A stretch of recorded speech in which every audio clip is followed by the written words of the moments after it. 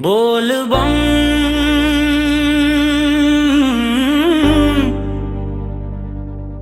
बोल बम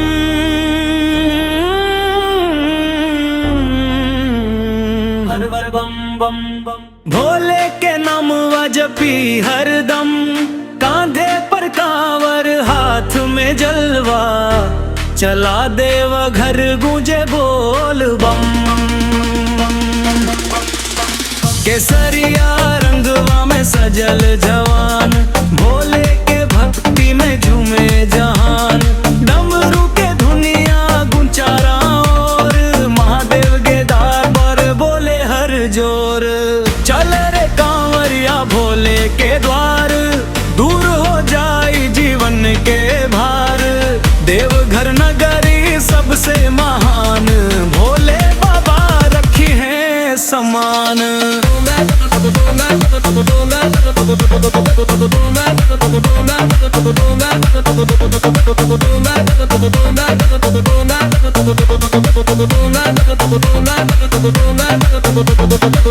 चंगा जल भर के निकसल टोली, हर जुबान पर भोले के बोली।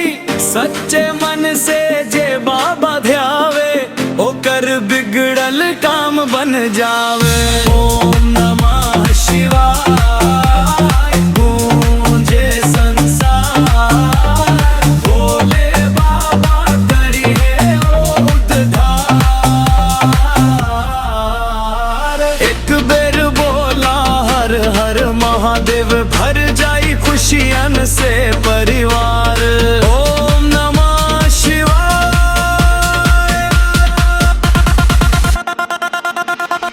ओम नमः शिवाय,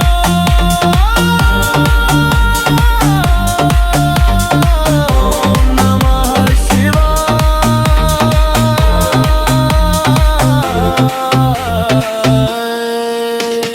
बोल बम बोल बम।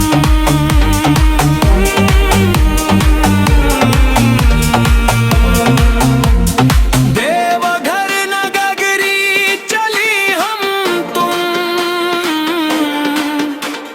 भोले बाबा के कृपा बरसे। रोशन हो जावा सबके जीवन, पन पन पन पन पन पन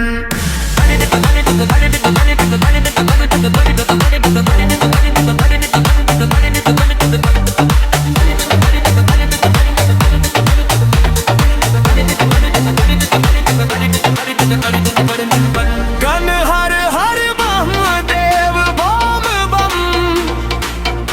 इस मौलिक भक्ति गीत को प्रेम से लिखा और प्रस्तुत किया